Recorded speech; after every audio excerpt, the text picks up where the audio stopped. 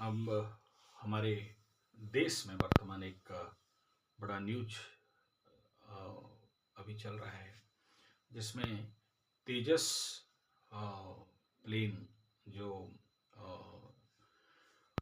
ऊपर उड़ रहा था और वहाँ वो क्रैश कर गया और उसमें एक पायलट मर गया। ये बहुत दुखद बात है हमारे देश के लिए। एक होनहार और कितने मेहनत करके हमारा देश ऐसे एक्सपर्ट फाइटर प्लेन का पायलट्स को बनाए जाते हैं और इनका इस प्रकार का हादसा एक्सीडेंट होना बड़ा दुखद कंडीशन रहता है। अच्छा नहीं लगता है ये सब सुनने से। और इसको लेके पाकिस्तान वाले बहुत सारे मतलब हम उनके सोशल मीडिया में चला रखे हैं एकदम, मतलब उनको बड़ा खुशी है। अब जब गुजरात प्लेन एक्सीडेंट हुआ था उस समय भी मैं एस्ट्रोलॉजिकल प्रश्न कुंडली से बताया था और इसको भी मैं प्रश्न कुंडली में निकाला हूँ, तो समझ में क्या आ रहा है, इसका एस्ट्रोलॉजिकल डायमेंशन क्या है। नेचुरली मैं जब इस घटना को एस्ट्रोलॉजिकल डायमेंशन में बात करूँगा तो कुछ लोग शायद हंसेंगे या कुछ लोग इसको है या मतलब बड़ा बचकाना टाइप ले सकते हैं। लेकिन एस्ट्रोलॉजिकल बिना घटनाक्रम में तो धरती में कोई भी घटना नहीं घटता है। तो इसको मैं एनालिसिस कर रहा था, इसका टाइम टेबल को निकाल के कि एग्जैक्टली ये जो घटना हुआ ये 21 नवंबर प्रतिपदा अमावस्या गते प्रतिपदा तिथौ और लग्न इसका यूएई का कंडीशन के अनुसार मीन लग्न बन रहा था। मीन लग्न में शनि बैठा है और मीन वालों के ऊपर अभी शनि 7.5 का कंडीशन है। और उसको फिर मैं काल देख रहा था तो ये जमघंट काल में हुआ है, राहु काल में नहीं हुआ है। लेकिन यूएई का कंडीशन राहु काल उस समय अगर उसका कुंडली देखोगे तो वहां बनता है। तो इस कुंडली के अनुसार जिस समय ये एक्सीडेंट हुआ, जिस तारीख का ये एक्सीडेंट हुआ, इसके अनुसार अगर हम लोग खोज करते हैं तो सबसे पहले मीन लग्न में हुआ। मीन लग्न का शनि बैठा है, ठीक, यहाँ तक भी कोई प्रॉब्लम नहीं। लेकिन उससे बड़ा चीज है कि इसका लग्नाधिपति अपने से पंचम में वर्गोत्तमी उच्च घर में बैठा हुआ है।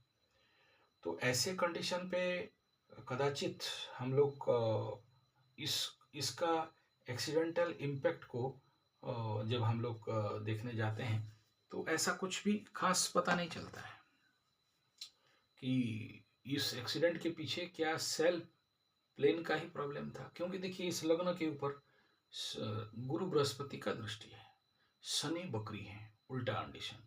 अब उल्टा प्लैनेट मतलब जो कोई भी जैसा भी इसके ऊपर मतवाद रखे उसका उल्टा ही निकलेगा।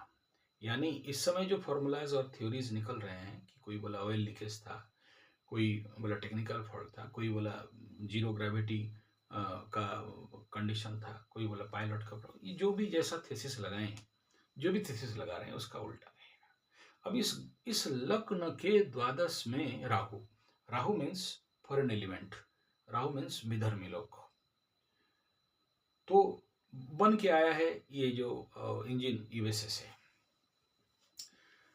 तो स्वाभाविक बात है जी उसका व्यय में जो रहेगा उसका कारण माना जाएगा एस्ट्रोलॉजिकली।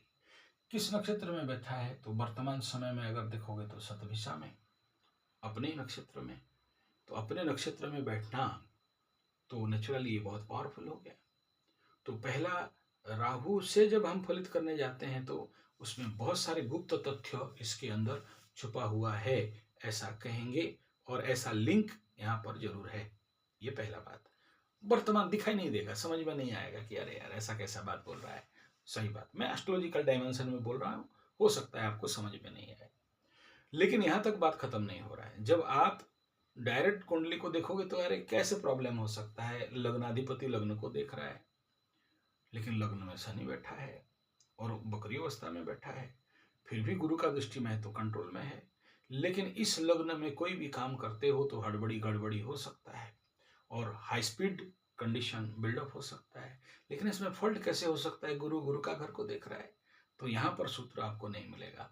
मिलेगा कहाँ, यहाँ पर गुरु नाउ इन पुनर्वसु नक्षत्र, और पुनर्वसु नक्षत्र इज एनलार्ज एंड स्ट्रेच धनुष, और सबसे इंपॉर्टेंट है री एस्टेब्लिशमेंट, एक बार तोड़ेगा फिर बनाएगा।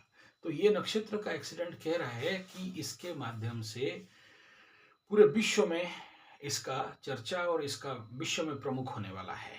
यानी ये घटनाक्रम कह रहा है कि नेचुरली हमारे भारत में जो युद्ध सरंजाम बिक्री के लिए जो था ना, टारगेट रखा गया था, इसके माध्यम से और ज़्यादा प्रख्यात होने वाला है इस विषय को लेके। लेकिन इस एक्सीडेंटल का फॉल्ट यहाँ भी नहीं निकल रहा है। एक्सीडेंटल फॉल्ट निकलने के लिए क्या चाहिए था कि देखना पड़ेगा कि इसका आयु क्षेत्र में कौन बैठा है। तो अष्टमाधिपति अष्टम में बैठा हुआ है, शुक्र तुला राशि में, बढ़िया बात है, लेकिन पावर में नहीं है। और इसको अगर आप षडबल में जाके भी देखोगे तो उसका वहाँ पर भी आपको बल नहीं मिल रहा है। अष्टक ब्रह्म में जाके देखोगे तो नंबर इसमें भी बढ़िया नहीं है। ओके, यहाँ तक भी प्रॉब्लम नहीं था। प्रॉब्लम कहाँ था?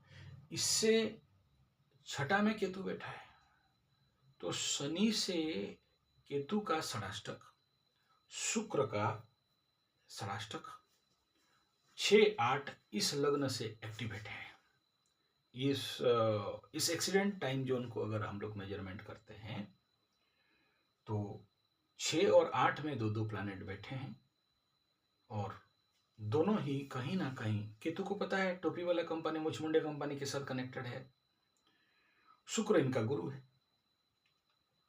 तो शुक्र माने नारी भी है, स्वग्रही भी बैठा है। ऐसे this is only for knowledge, कुंडली का एस्ट्रोलॉजिकल डायमेंशन को देखने के लिए। और इन शुक्र और केतु के ऊपर और राहु के ऊपर गुरु का दृष्टि नहीं है, इनका कोई मास्टर कंट्रोल नहीं है, they are in very very independent condition पे बैठे हैं। अब यहाँ पर भी बात समापन नहीं हो रहा है, एक बात और देखना पड़ेगा कि अमावस्या गते प्रतिपदायाम तिथौ 4 ग्रह चतुर्ग्रही योग, और आप लोग जो मेरा रेगुलर राशिफल देखते हो, एक दिन पहले इसी बात का मैं बताया था कि कोई बड़ा इंसिडेंट और एक्सीडेंट का संभावना दिखाई दे रहा है, सावधान रहना। जो लोग जाके देखना चाहते हो, 20 तारीख का राशिफल जाके चेक कर लो, 19 तारीख का भी राशिफल जाके चेक कर लो। टेस्ट एस्ट्रोथेरेपी संजय जी 75 में आपको मैं ये बोला हुआ दिखाई देगा।